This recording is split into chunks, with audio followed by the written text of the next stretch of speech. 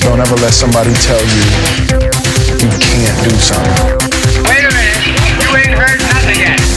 You are listening to the Live to Create podcast. Hello, everyone. Welcome to the official Live to Create podcast coming to you from Nashville, Tennessee. I am your host, Shane Almgren, and I am joined today from Huntington, New York by world champion pool player and trick shot artist Andy the Magic Man Segal. Andy is a 4-time artistic pool world champion, a 7-time ESPN trick shot magic champion, a 6-time Masters champion, and a 2-time and currently reigning U.S. Open champion. He's also a member of the Screen Actors Guild, appearing in films such as Spider-Man 2 and The Dictator, and TV shows such as Person of Interest and Boardwalk Empire. Andy, thanks for coming on the show today and joining me. It is a pleasure to have you. Oh, my pleasure. My pleasure. So you're fresh off a 2nd U.S. Open championship. Yes. How long do you plan to keep doing this? Well, that's up in the air. I mean, I'm going to keep doing it as long as, I guess I don't know if I'm going to lose the ability, but I'm going to keep doing it until it just doesn't become feasible anymore. That's interesting. In a lot of sports, somebody's prime is, late, mid-20s-ish. Is there a billiards prime? Is that something where you can lose the ability? Or I always assumed it was kind of like poker, where you just keep getting better the longer you do it. Well, it's kind of like a mix between the two, because, you're not really hampered by, being, getting older, with the exception of, maybe if your eyesight goes, or, there are a couple of shots where you need to be a little flexible, but, it's, you can kind of make it work. So it's not really like once you get to a certain age, you're kind of like, well, that's about it. Once you get to a certain point, once you get to a certain age, maybe mentally you would say to yourself, you know what, I think it's enough. I'm not really interested in doing this or doing that, and putting in the time and the effort to learn all these brand new shots that are coming out of the newer players coming up, and then you can just kind of step aside. That's what happened in the last generation. How old were you when you started playing pool? Well, I started when I was young, but it was few and far between. I would go with my parents every once in a while, maybe once every other month. But then once I was in high school, I started going pretty regularly, maybe once or twice a week. I would go with friends.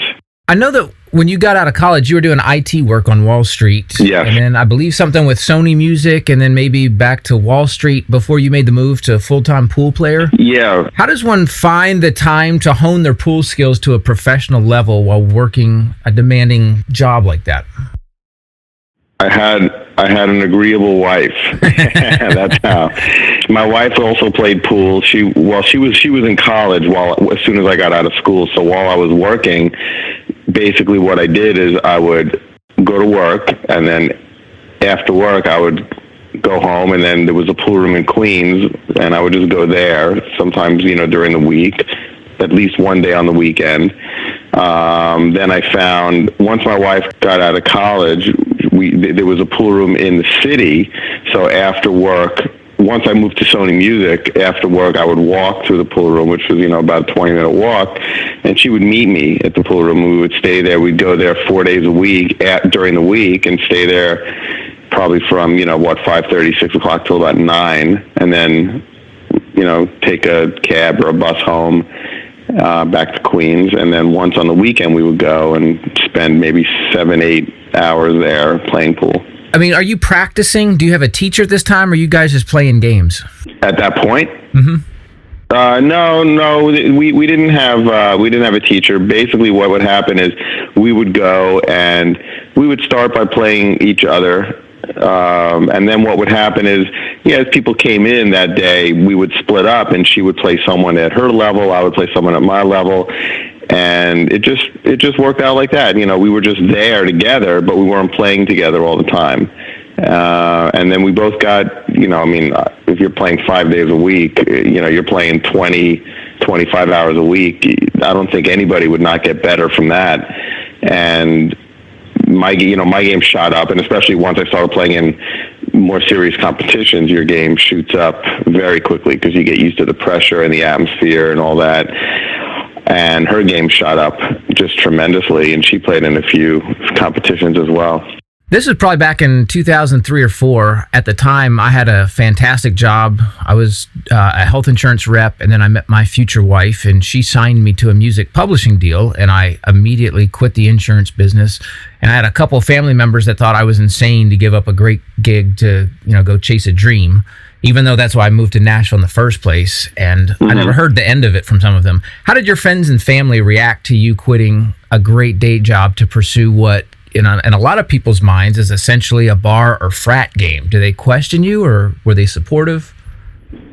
Well, when I was working in Wall Street in IT for 20 years, and it was not until, you're talking, a good 17, 18 years, I was still working. So I was playing pool on the side. It wasn't a full-time job. It was more of a part-time job / hobby. Okay. And in 2007, that's when the opportunity presented itself for me to quit and go full-time. And what happened was I purchased an amateur pool league with the APA, which is the American Pool Players Association. So then what I did is I did that full time, but that gave me a lot of free time. I kind of incorporated that with my playing, and my playing just shot up. I was, at that point, and all my family, to answer your question, all my family was supportive of that. I spoke at length with, obviously, my wife. My daughter was a little too young to just have the discussion with, but I spoke with my parents, and they were very supportive of doing that. I wasn't quitting to become a professional pool player. I was quitting to become a professional, to go into the field of billiards, which meant running a league, which provided income, playing in trick shot competitions, which provided income, and doing shows and exhibitions, which provided income. So you add it all together, and it added up to one big, regular full-time job. Gotcha. So you had quite a bit of success as just a competitive pool player before you transitioned over to trick shots. What sparked that change? When I was first getting out of school, and when I was in later years of college, I was playing in a lot of competitions. 9-ball, 10-ball was also there as well. It's the same thing. And I would say I was probably middle of the road. I would go to a competition and maybe I'd lose the first 2 rounds. Maybe I'd win 2 or 3 or 4 matches and then lose. So I would always be finishing somewhere in the, either the bottom half or the middle. Sometimes I broke into the top half of the field, but it was the lower half of the top half of the field. But I always used to mess around with trick shots in college with a friend of mine, and I also performed magic. So I like to perform in front of people. I like to entertain and make people smile, all that stuff. So once I started playing on the professional 9-ball tour, some of the people that were in charge, they had asked me to perform during halftime. It's not like halftime. It's between rounds. There would be maybe a lull of about maybe 10, 15 minutes. They wanted to keep the crowd. So I would get up there. I'd start performing a couple of trick shots, do a couple of magic tricks. And then I met a guy named Mike Massey, who was a big-time trick shot artist. He was also a 9-ball player, but he was a big-time trick shot artist, one of the most famous ones. And he told me about some competitions that they have where it's, you just run through a book. It's like a golf tournament. Shot number 1, everybody shoots it. Shot number 2, everybody shoots it, and you just get points if you make it. It's just like in golf. It's just in golf you want a low score, and this you want a high score. So I tried it. In my first competition, I came in 4th, and it was the North American Trick Shot Championship. They call it Artistic Pool, so the North American Artistic Pool Championship. I came in 4th. It qualified me to go to the World Championships in in Kiev, Ukraine. And there I came in 5th. And this was the first 2 events I ever played in. And I just shot up. And, I felt that was my place because I was competing, which I liked. I was making people smile and entertaining them, which I loved. And I was playing pool, which I loved. So that was it. I saw a match, this is probably 10 years ago, and I don't remember if it was a tournament or not, and it was Mike Massey was playing 8-ball, and I knew who he was. I knew how prolific he was with trick shots, and I thought this was going to be like the Kung Fu Sensei toying with the students. But I remember he actually struggled a little bit in competitive play, and I was wondering, in your experience, does trick shot pool help you out in regular matches, or does it have an adverse effect? Trick shots helps you with regular matches in that you see things a little differently. There are certain skills that don't come up in a regular game of pool, but only under certain exceptions, and those are very refined, and we're very good at those skills. And when they do come up, whereas a regular player may say, "Well, that's a low percentage shot. I'm going to go with something a little more high percentage," we may try that shot because it's a high percentage for us. Maybe for a professional player a guy could be, twice as good as me, but a certain shot comes up and he could be 20% on, I could be 95% on it, just because it's related to a trick shot. So yes, I would say it does help in that respect. But that being said, for me, it didn't help playing trick shots at all, because what I did is I turned all my attention to that. So I wasn't practicing regular 9-ball, 8-ball, 10-ball, whatever. And I got rusty at it. So now when I go and I play a standard game of pool, I can hold my own. I mean, if I play a professional, maybe not one of the top professionals, but if I play someone who can play, I can hold my own. I mean, I'm not going to just totally fold up, but I'm probably not going to win. There's a lot of people that are better than me in that discipline, because I just haven't been playing. So when you haven't been playing, you can still play very well, but there are certain things that go, like just the feel of the table. You just lose a little bit of the feel. It's like when you don't play poker for a while. You're not losing your mental ability. You just lose the feel of the cards. You have to get back into it. I know you've been featured on a number of different TV programs for your pool playing prowess, but you've got about as many non-pool related film and TV roles as you do for pool related appearances. How'd you get hooked up with Hollywood in a non-billiards capacity? Well, I started promoting myself after I was on TV for a few years. I playing pool. I said, maybe let me. And I got a couple of jobs in Hollywood as well. I mean, I was technical advisor on a Woody Allen film. I was asked to do this. I was asked to do that. Some commercials here and there. So, and then we did like a feature on National Geographic. Just fun stuff. So I decided. My wife and I talked about it. And we said, why don't you put like a little press kit together and send it out to a bunch of casting agents? So, I got a list of, maybe 30, 40 of them in New York City. I sent them all out, and one of them got back to me and invited me to do a commercial read. So I went and did a commercial read, and she said, what, it was okay. It wasn't good enough to really send you out because she used the word green. I mean, I'm sure you recognize that word. I was very inexperienced at it. I did okay. So she told me about a workshop. She hooked me up with a photographer. We did, a photo shoot. I did a workshop on commercial reads. And then she hooked me up with a couple of websites, and I didn't realize at the time, but they were all for like extra stuff. So, I did that for a little while. I ended up joining the SAG-AFTRA union. And then slowly but surely, as I was submitting on those websites, I got a couple of auditions for principal parts, but they were small. It wasn't big stuff. And I went and I got 2 of them, and I did those, but it was mostly just extra stuff, with the exception of those 2.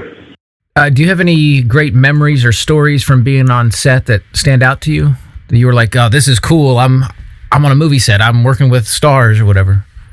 Yeah, I'll be honest with you, working with a star never really was like, "Oh, that's cool."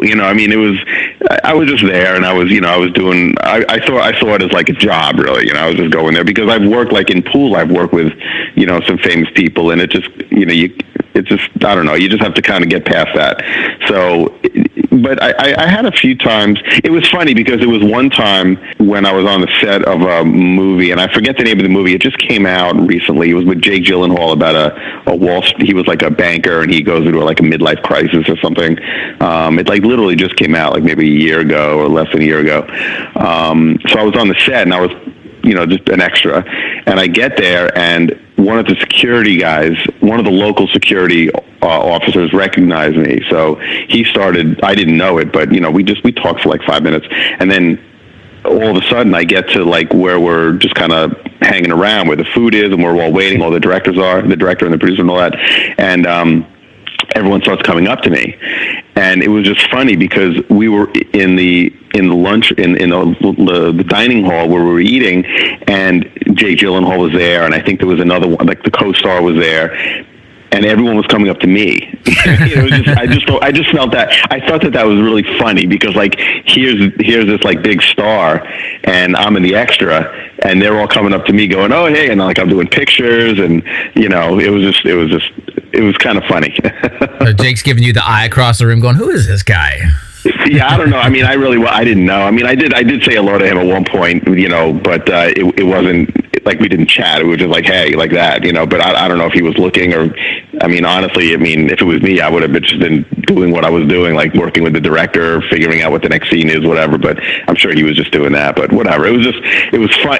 I just felt that I was like when I was driving home, I didn't even realize it till then, and I started laughing to myself in the car. I said, Jesus, like it was like I was the main guy. He was like nobody. He was like the extra there, It was just, I don't know. It was just funny. I've had a pool table in my house for a long time, and I've played thousands of games of pool with hundreds of people, ranging from god awful to really freaking good. But I haven't ever come across anyone who did trick shots at any level of competency. Rather, they were, just starting out practicing. Where are they hiding? How big is the trick shot community, and where might someone go in their city to find someone who does that? Trick shots is a small world. There are a lot of pool players who get hired out to do shows who do trick shots. Okay, I don't consider them trick shot artists. I would consider them people who do trick shots. I mean, there's a lot of top pool players who can do 10, 15 trick shots, and I've certainly had a few over at my house, and I taught them so they can go and do a show. If they had to do a trick shot show for 2 hours, they can't. If you want to find a trick shot player, there are some there are a couple of websites you can search: artistic pool, trick shot tournaments, or you can just type in someone's name if you happen to see someone on TV. Usually that'll do it.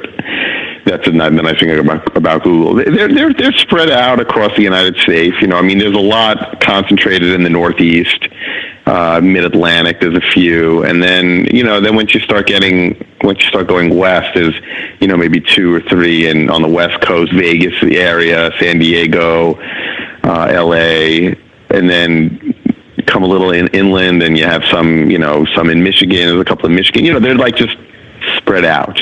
Sort of a side topic, but Andy, I need you to settle this eternal bar argument for everyone once and for all. All right, let's do it. This is for all the listeners out there. If you're playing 8-ball and you scratch on the break, do you automatically lose, or is it ball behind the line? What's the official rule there? Okay, so here's the deal. You ready? Mm-hmm. All right. The first thing I want to say is everyone has different rules. Okay. The nice thing, the amateur pool leagues have standardized the rules, but that doesn't stop you from having a local bar have their own rules. So if you walk into a bar and you scratch on the break, I'm sorry, you said make the 8 and scratch on the break? No, just scratch. Just scratch. Scratch. Okay, you scratch on the break. So you're asking whether you lose or whether you take ball in hand behind the line. Right. Okay. Every place is going to have their own rules. So if you walk in and they'll swear that that's the rule, okay, fine, that's their rule, but that's not like the nationally accepted rule, like if you go into the amateur league or whatever. The nationally accepted rule and the way we play on the Pro Tour is if you scratch on the break, it's ball in hand behind the line. Okay? Any other time you scratch, it's ball in hand anywhere on the table, not behind the line. I mean, it could be behind the line, but it could be anywhere. I am going to be so cocky in bars from now on about knowing the definitive answer to that question. What I want to do is I have to see if I have any extra, because when I sold my amateur league maybe in 2013, so about 3 years ago. If I have any extra rule books, I'm going to send you one of those rule books, and you can take a look at what their rules are. And this is the biggest league in the world. There's, I think, probably between 250 and 300,000 players between the United States, Canada, and Japan. So this is the most nationally recognized rule book out there. So awesome. I'll send that to you. I would appreciate that very much. Yeah. Have you ever hustled anyone? Yeah, I have to admit. Which hustle did you use on them? I think really the only one has been, you just play so-so and then you play a little better. But I mean, look, when I was in college is really when I did that a few times. And after I got out of college, I didn't really do. Maybe once I did it. I had, I think there was one time when I was in Queens. I had just gotten out of college, and there was a friend of mine. But he was a local. So, I came back from school from Pittsburgh, and we're now in New York or Queens, and I'm playing my friend, and he said, there's a guy who comes here. So I'm playing with him, and he's beating me, and then he quits, and this guy who walked in, like 2 hours later, he asked me to play, and I ended up just playing him and winning. So I really didn't play badly against him. I played badly against my friend while he was watching is really what I did. That was probably one of the last times I ever did that. Yeah, what do you win? You win $70, $80. But then you, the problem with hustling is, look, if somebody loses, they lose. But if you feel like you got taken, you're mad. And I don't like to make people mad, so I just kind of got out of that. One of the recurring themes that's popping up in these interviews I'm doing is the diversity of skill sets that most of the people I'm interviewing seem to have. So there seems to be something about creative types where their creativity is not relegated to a singular outlet. So I know aside from the pool and acting, you do the close-up magic. I think your bio said that you train in MMA, you're a golfer. Are you intentionally trying to be a Renaissance man and live a really balanced life, or what's going on there? Well, the MMA I got into. Yeah, I mean, I like to do a lot of things. And you know what? I like to do a lot of things well. So I don't. When I started taking, like for example, when I started taking up golf, I was afraid to, because I knew that if I took up golf, I would just go 150%, and I wouldn't stop until I was shooting par. And obviously I'm not shooting par because I would be playing golf on the Pro Tour. The first summer that I took up golf, I probably because I had the league, the amateur league, I was free my days were free. So I played golf like 4 days a week, and I got better. I mean, I was shooting 130 and I was down to like 95 in like one summer, my first summer, so it's just, and then the martial arts is really just to get in shape. My daughter decided she wanted to do it, and then they kind of wrote me in, and I did that when I was a kid, so I got back into it. The only problem is your back, your neck. So now I don't really do the martial arts anymore. I belong to a gym, so I just do that. But something else that you may not know is I was a math student when I was in college, and what I decided to do, now that I've sold my pool league, I've decided to go back to school to become a math teacher. So I'm in the middle of that right now. So I do have that like a side skill, I guess, of math and teaching. And the teaching comes from billiards, because I've played billiards all my life, and I love working with people. And trust me, and performing, it helps a great deal when you're trying to stand up in front of a class of 20, 30 people. So that's what I'm in the middle of doing now. I know that billiards is all geometry. Is there any thinking about the actual math of it, or is it all just sort of visualizing when you're at a table? It's funny you ask that, because that's the most common misconception, I think, out there when it comes to billiards, and especially trick shots. It's not. I mean, I actually did a show about a month and a half ago for the PGA at a golf event, the Valspar Championship in Florida, and I was in the locker room with all the players. They're just filtering through as they finish up their practice rounds, and I'm playing with them, doing trick shots, and I got a couple of questions like, is it all geometry? Is it geometry? Do you think about this? And you give different answers with those guys than you do to like a corporate crowd. So I looked at one of the players. I don't remember. I think it was Graham McDowell who asked me this. I looked at him and I said, let me ask you this: is golf all physics? Do you think about the speed of the ball and the arc and where it's going to land? He goes, no, I just know when I hit this, it's going to land here. I said, well, that's what I do. I said, I don't think about any of that geometry. I just go and do it. And I know that if I hit it like this, it's going to react like this. If I hit it like this, it's going to react like this. And yeah, of course, if you break it down into the nitty gritty, there's probably physics and geometry, but I don't think about it. There's a saying that those who can't do, teach. So a lot of times when we see people who are teaching a subject, whether it's music or sports or whatever, they're past the point of being able to do it themselves, but they still enjoy the subject and they just want to be immersed in it. So they pass it on to the next generation. But that isn't the case with you. As far as pool goes, you're still very much in your prime. You're the reigning U.S. Open champion. So the idea of those who can't do doesn't really apply to you. One of the reasons that I wanted to get you on the show and I wanted to talk to you is because you seem to have a passion for teaching, and this podcast that we're doing is an educational platform. So I'm curious, there's a lot of people out there who are content to go do their thing and just be awesome at it and call it a day and go home, bask in the fame and the fortune or whatever. But you've written a book, you give lessons, you do tutorial videos. You seem really inclined to pass along your knowledge. And now I learned that you're studying to go back and teach math, even though you're still at the top of the game. I'm just curious where that all comes from. I think I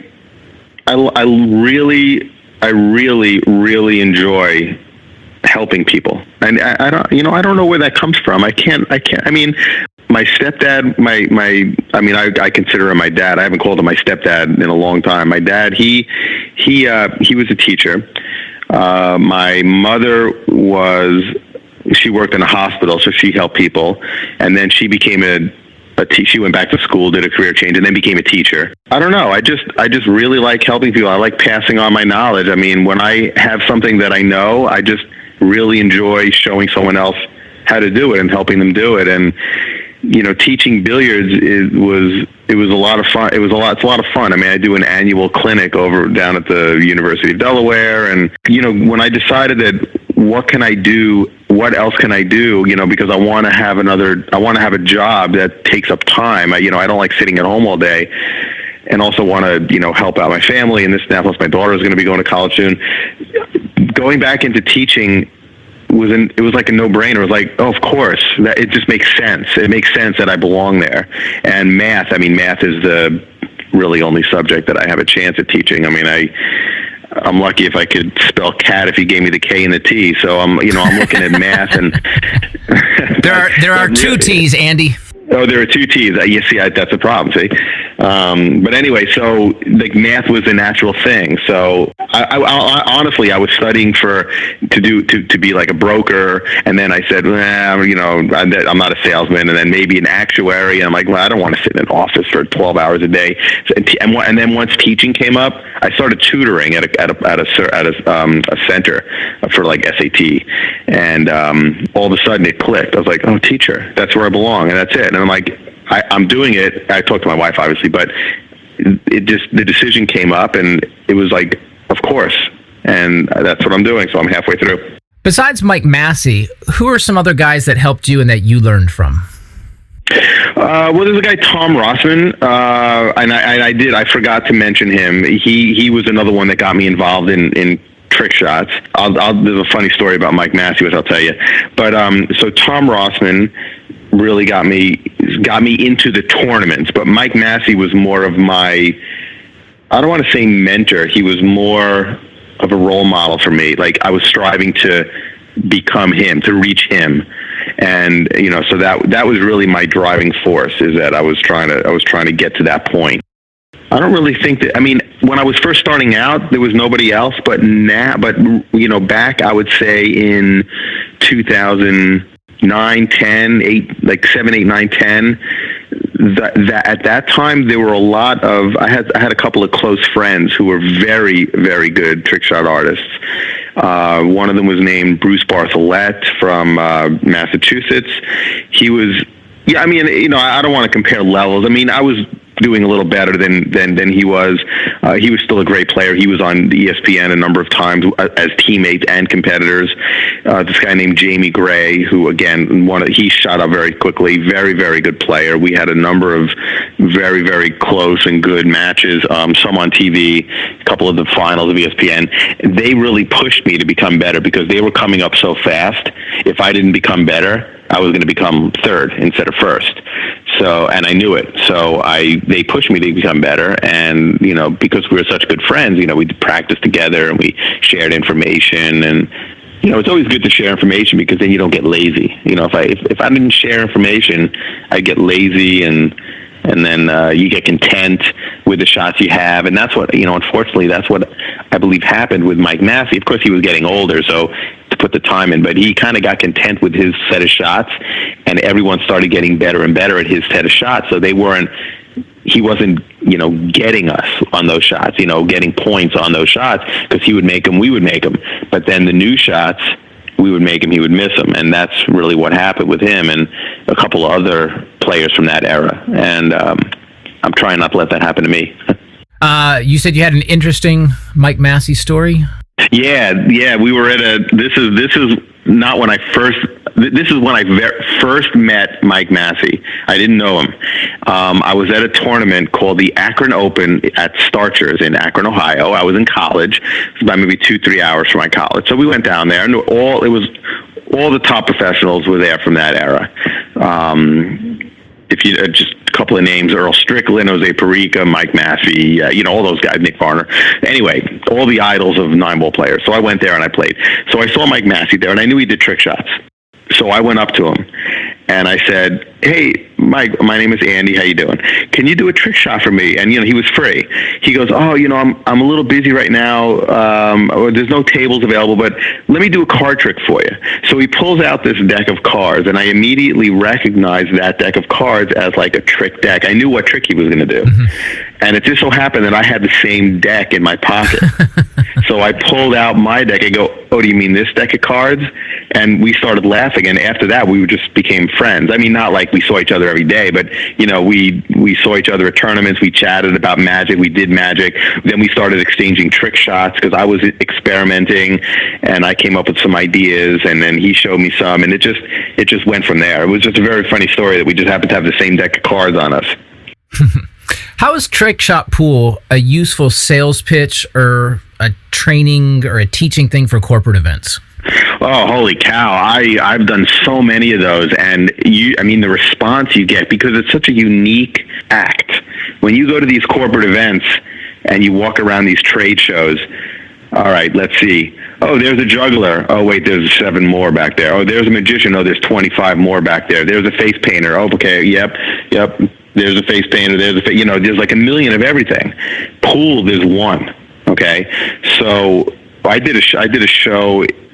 And you also have to be able to draw the people in, and I have a performer. I mean, I used to do magic, and you get better at it. So I can really row people into a booth. And when I did one for this company called Lincoln Financial Group. They're a big financial company, and it was at the Raymond James convention in Las Vegas.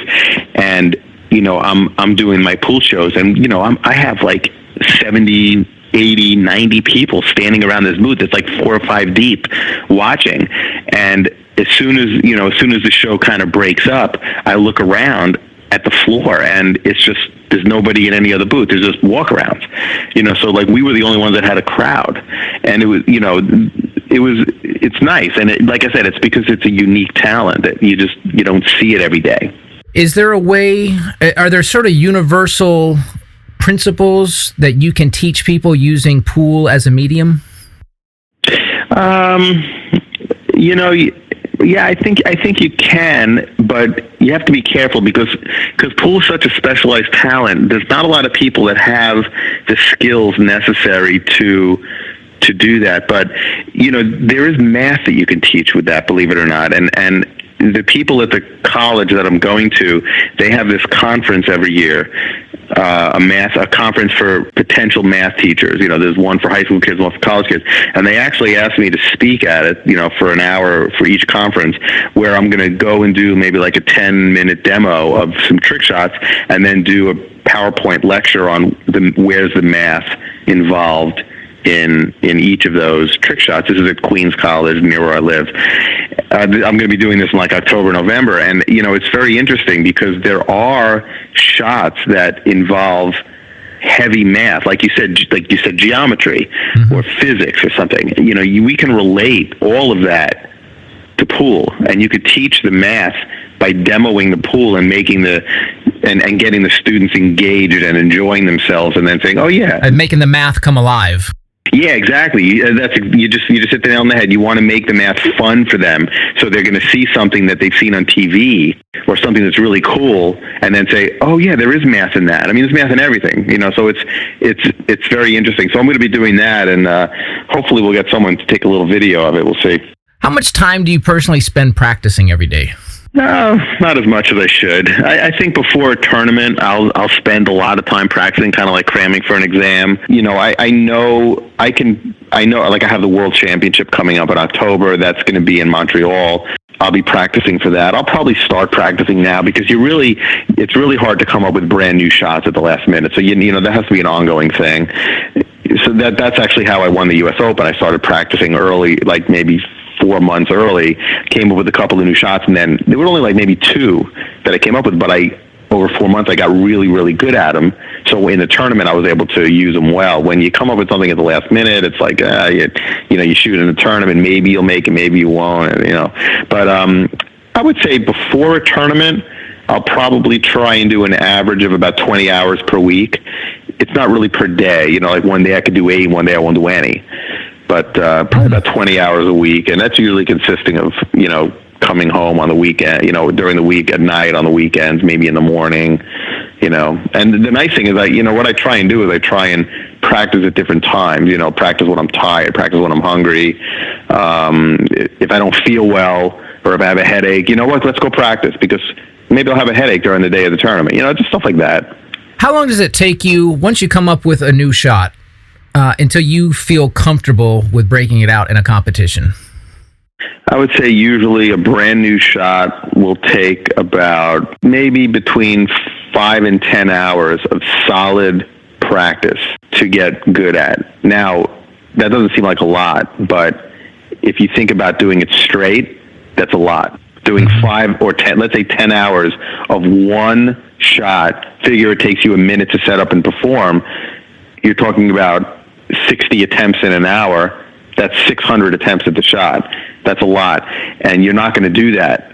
So I'm going to be practicing all the shots. So if you think about it, really, maybe I'll spend 20 minutes on the shot, but that's only a third of an hour. So you're talking about 30 practice sessions now.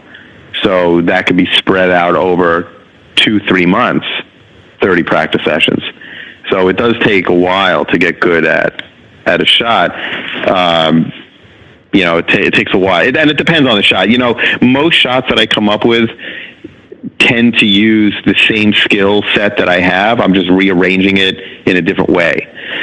So I'm already good at it. Now I just have to coordinate it and choreograph it and stuff like that. The shots that are really groundbreaking are ones that come up with new skills.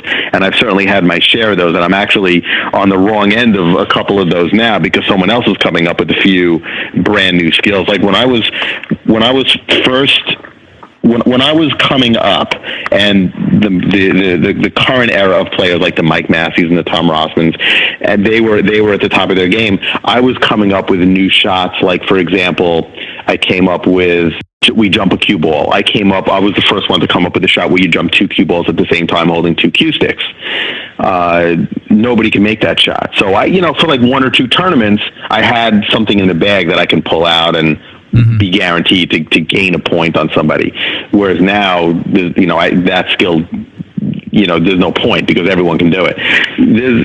I've had a few times where I've come up with new skills like that, and it really does wonders when you go to a tournament. It's like, oh, this is easy, and it's like I just pull out the shot and boom, I win the match. But now there's another guy who now I haven't seen anybody else come up with new shots until this guy named Florian Kohler, great player. He's also played on TV. His nickname is Venom. He's done a lot of stuff on the internet, and he's very popular. He's very popular on YouTube. But he's been coming up with some new concepts where, I don't know if you're familiar with the Massey shot. That's where you shoot down on the ball and the cue ball goes out for a while and then curves. He's been doing shots with multiple cues. So he's massing 2-3 cue balls at a time, holding 3 cues. That's a difficult shot because it's new. So, I'm just getting up to speed now with the 2 cues, but now he's come up with a 3 cue one, so I'm a little behind. So I have to come up to speed with that. I don't think he's going to come up with 4 because I think he's going to run out of fingers. But I think, but the point is he's coming up with new shots, new concepts, which makes it difficult to beat him. You actually preempted my next question here, and that was exactly it. I know there's a ton of tricks where it seems like the technique required to pull off the shot is basically the same, whether you use a ton of draw or you hit a certain jump. And then what happens after the initial contact is just a matter of what props are lying around or how things are configured on the table. Yeah. And the combination, the sequencing of the shot is really important. There's one shot where I have a rack swinging back and forth. I call it the pendulum shot. It's been on TV. I've had it on videos on my website. I make a big TP, and then I have a rack hanging from a string, and then I swing it. It swings like a pendulum back and forth. And every time it passes, I have to jump a ball through it. I jump 6 balls, 8 balls, whatever it is, probably 6. When I first came out with that shot, nobody could make it, and still people are having trouble making it. It's not because they can't jump. It's because they can't time it right. So it's the sequencing of the shot. It's the jump in connection with a rack that's moving from right to left at very high speed. You have to get it through. So you have to know the timing of it. It's that kind of, and then I came up with another shot where, similar shots where it's, there's a jump and then you have to swipe a ball left and then you have to walk over here. And it's the sequencing where sometimes people get messed up on that. And that's where, okay, yes, the shot is very easy if you put in, say, an hour of practice on it. But at a tournament, they don't have an hour. So it'll work. But then for the next tournament, it'll work for most people except the ones that are dedicated enough to remember and say, oh, I better practice this because Andy's going to pull this out against me. So you have to pick and choose. But that's really what it is. It's the sequencing of a shot that sometimes will fool a player. I know in the NBA, if you shoot 90% from the free throw line, you're considered, one of the best free throw shooters. If you practice one of your new shots 600 times, like you said, what is a successful make percentage for that shot? I would say probably a successful make percentage for a shot, in my opinion, is probably in the 76, maybe. I'd say maybe 60%, maybe 60, 70%. Because if you think about it, on TV you get 2 tries, and at competition you get 3 tries. So if you think about it, like a 50% shot with 2 tries, you're going to make 75% of the time. So there, I'm putting a little math into it. If you have a 60% shot and you try it 3 times, the chances that you're going to make it are like just about 80% because the miss is 21%, so the make is 79%. So, if you have a shot that you're going to make 80% of the time, I think that's good odds for you. So I'd say probably 60% with 3 tries. I'd say probably 60% with 2 tries. It's a little tricky because it's a little harder. I would say you need a little bit more percentage. I'd say you probably need probably like 70% with 2 tries. Because with 70%, that's like a 90% make percentage with 2 tries, I think. How do you come up with new trick shots? Do you ever have brainstorming sessions, or do you sketch stuff up on a napkin if you're out at a restaurant? Well, do you dedicate any time to it? Or? Well, when I come up with new trick shots, there's the joke answer and there's a real answer, okay?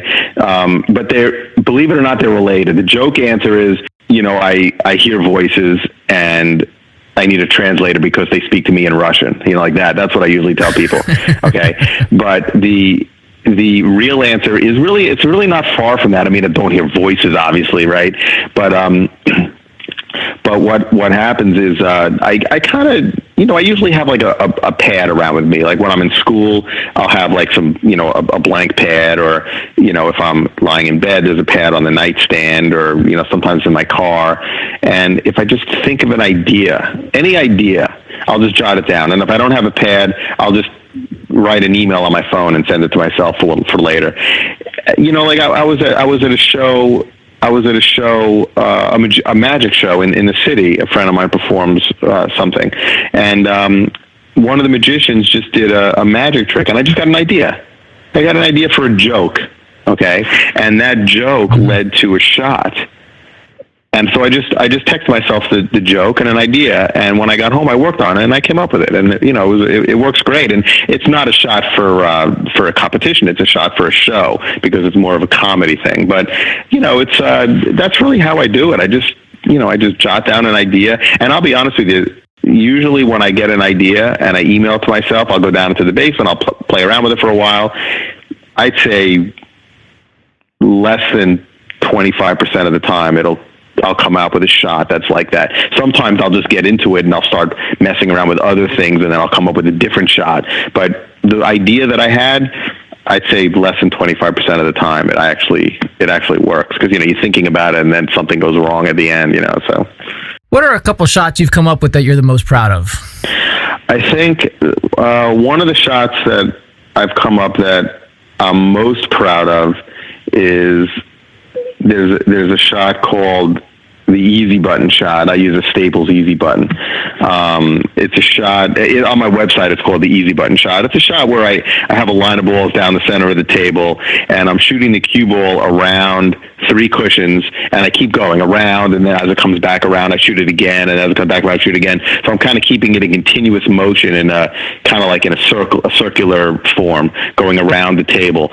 And every time I hit the cue ball, I have to go and shoot a few balls into a pocket. So I hit the cue ball, then shoot a few balls into a pocket.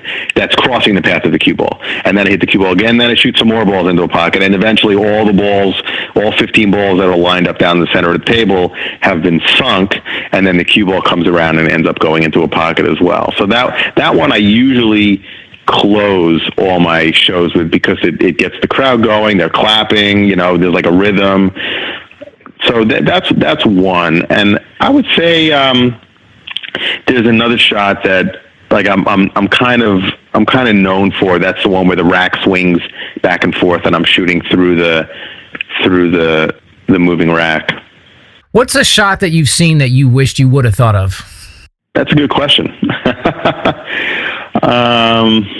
Yeah, it's hard to say. It's really hard to say, because we use all of our other shots. It's not like with a songwriter. I think that you write a song. I can sing it if I want to, but I can't sing it like for profit until I think something until the copyright runs out, I believe. Isn't that the way it works? Something like that.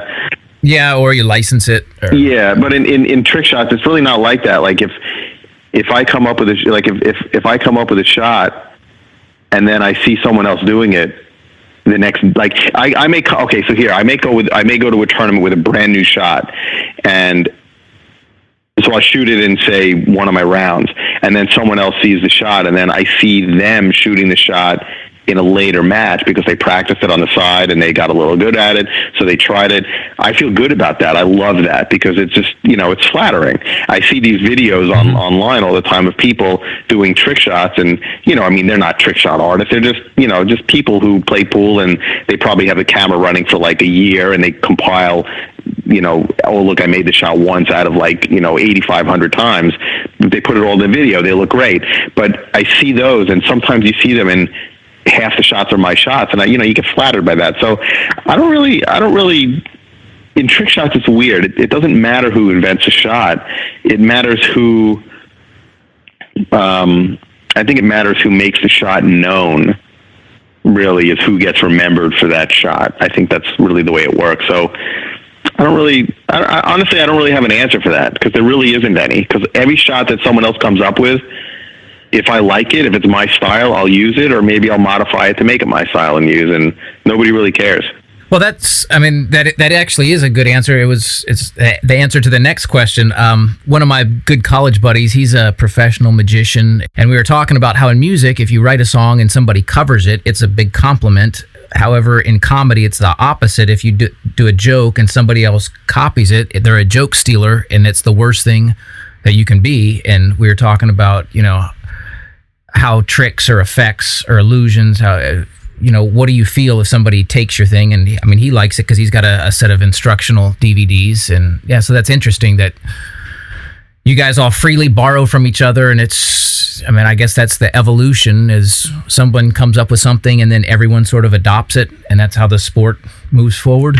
Yeah, that's exactly right. That's exactly how the sport moves forward, because once everyone starts doing it and it's out there, once people start getting good, the game is like horse, like in basketball. Once someone starts getting good at a shot, there's no point in using it against him. And that's actually part of the strategy. And that's what people always compliment me on. And I hear, like, when I watch myself on TV, the announcers say the same thing, that my strength is being able to select shots against players and leave shots to use against other players, because on TV, you can't, if you use a shot in a semifinal, you can't use it again in the final. In a regular tournament that's not televised, like the U.S. Open we just had in March, I can pick 8 shots in the semifinal and pick the exact same 8 in the final. It doesn't matter. But on TV, the producer doesn't want repeated shots. So not only do you have to, like, if my semifinal opponent is you and my final opponent is somebody else, not only do I have to plan what shots I'm going to pick against you, but I have to plan that if I win, what shots am I going to leave for this guy, and what shots am I going to leave for his opponent, just in case he wins. So I have to.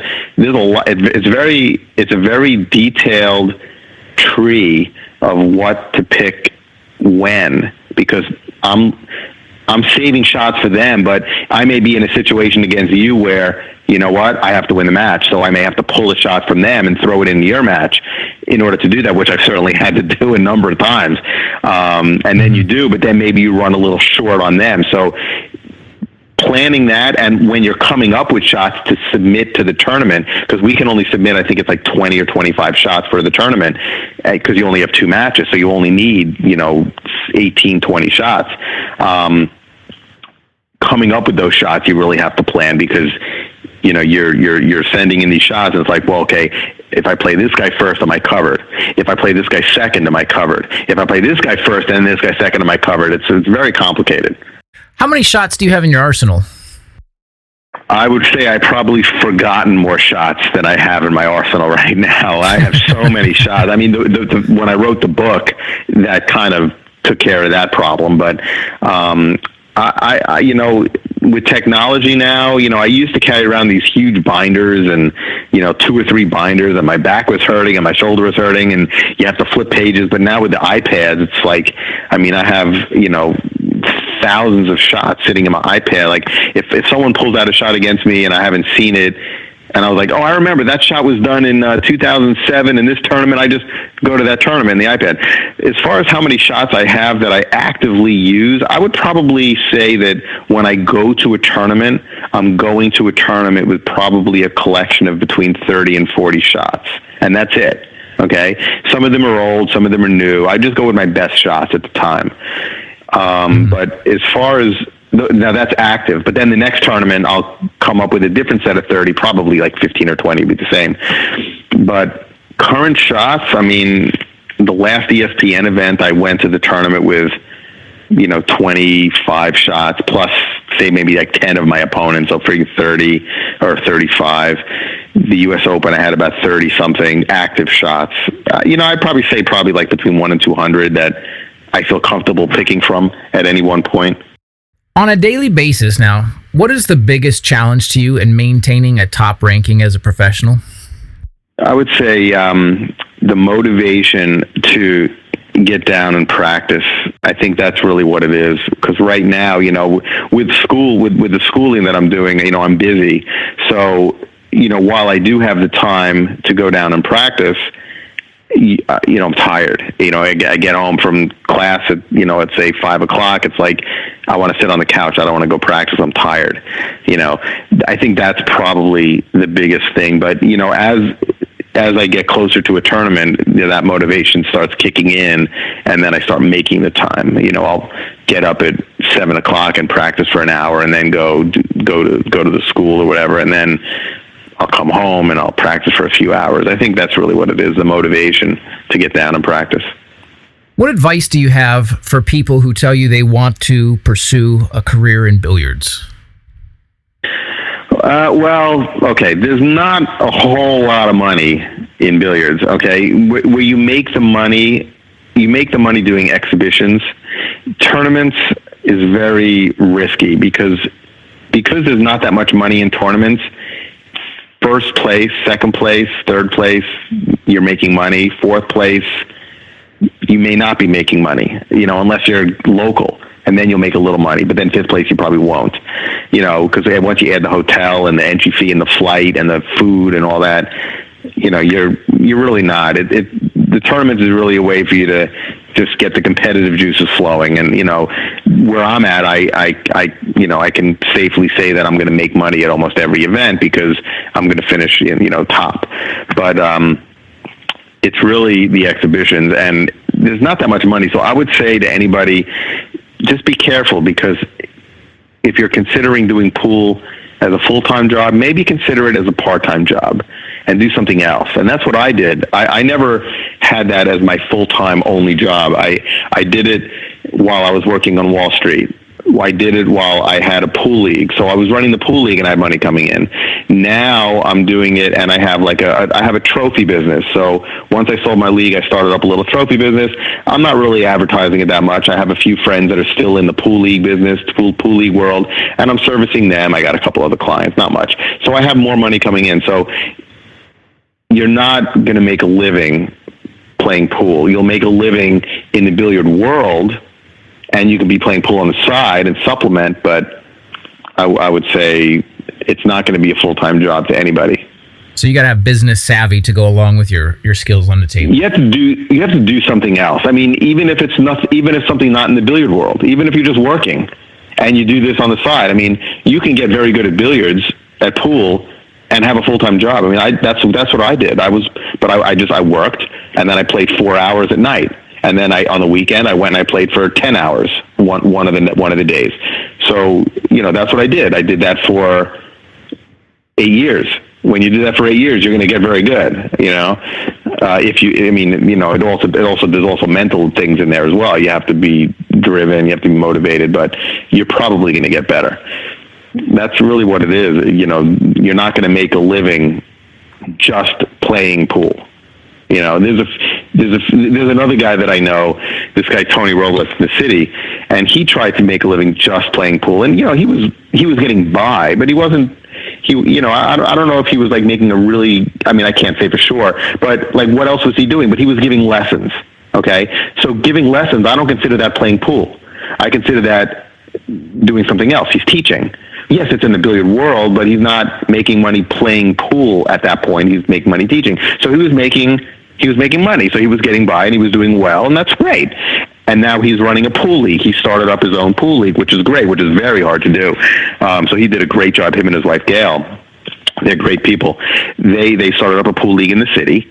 It's an independent, I believe it's an independent league. I don't think it's affiliated with any national organization, but I could be mistaken. And so that's bringing in money. So yes, he's playing pool. And I would say that, what do you do for a living? I'm a professional pool player. That's a perfect answer. But he runs a billiard league. He gives lessons. So there's money coming in like that. Does that make sense? Yep. Gotcha. That is the end.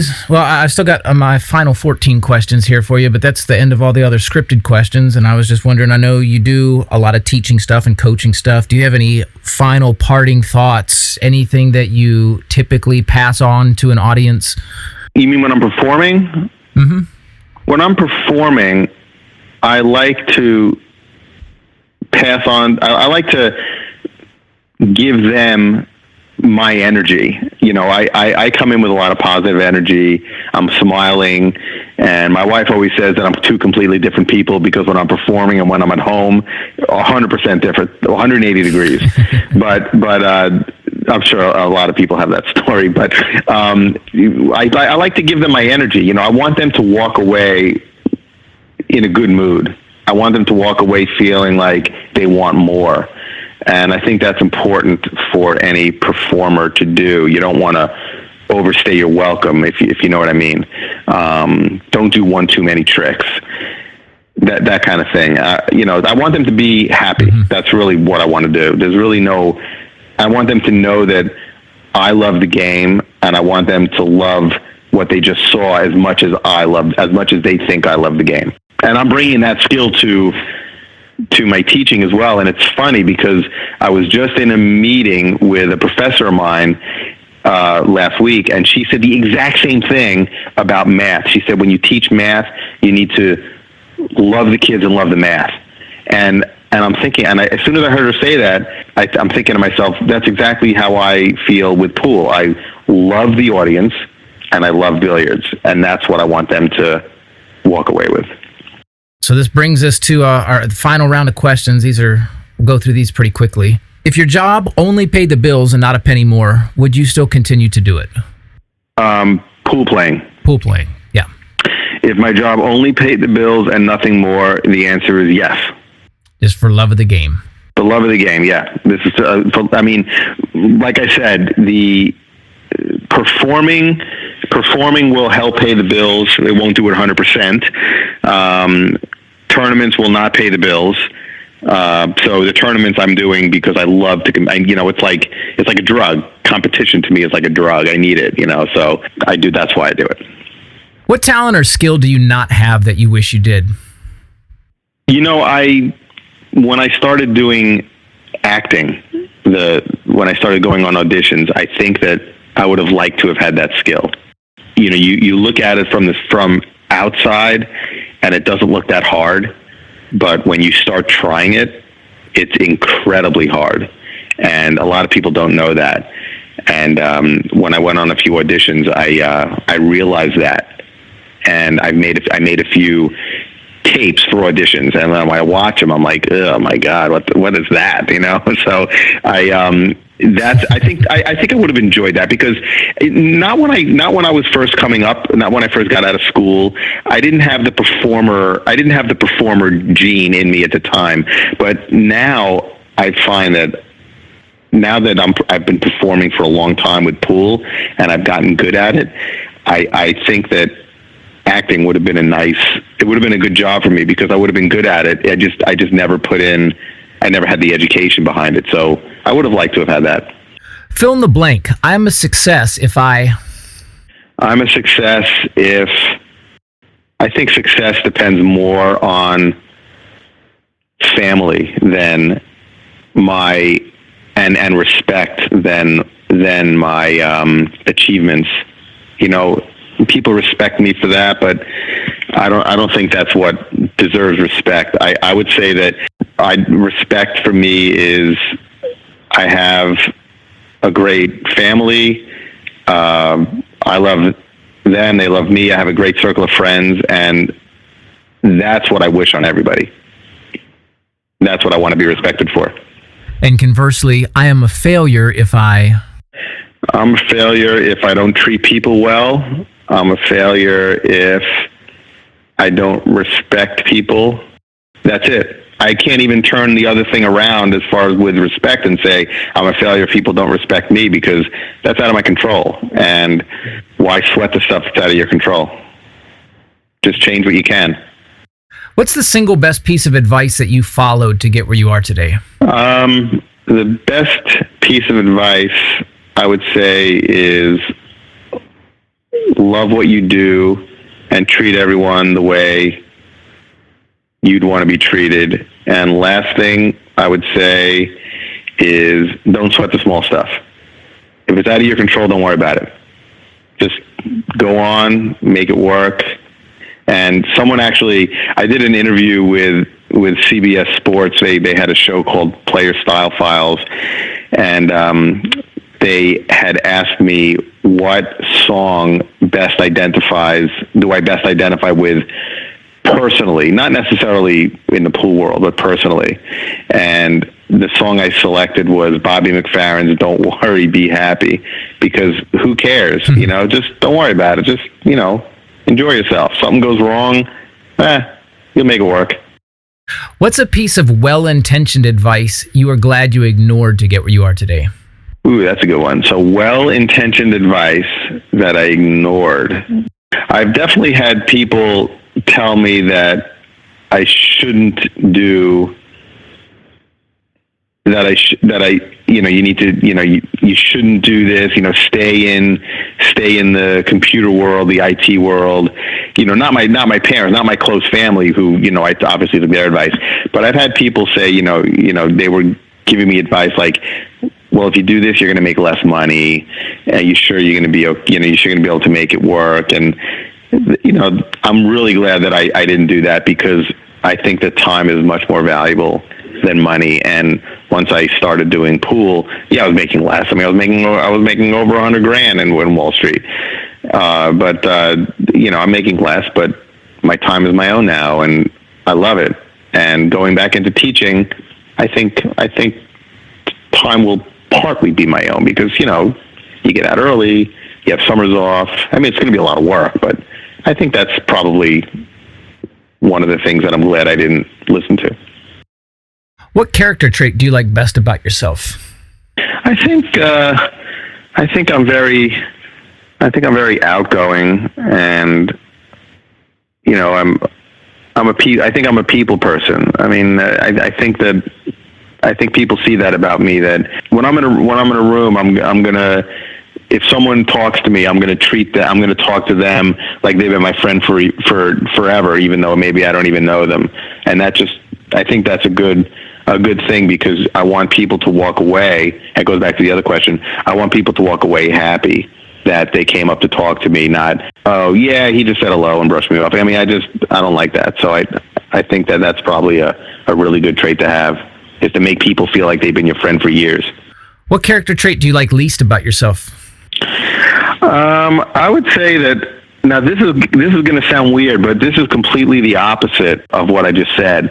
When I'm not in a situation where I know a lot of people, and I'm not in a billiard situation, so it's just something totally away from billiards, and I'm at, like, say, a party where I don't really know too many people, I could just sit there for 2 hours and not say a word. Just watch TV or sit with some people, listen to a conversation, and not say a word. I'm very quiet.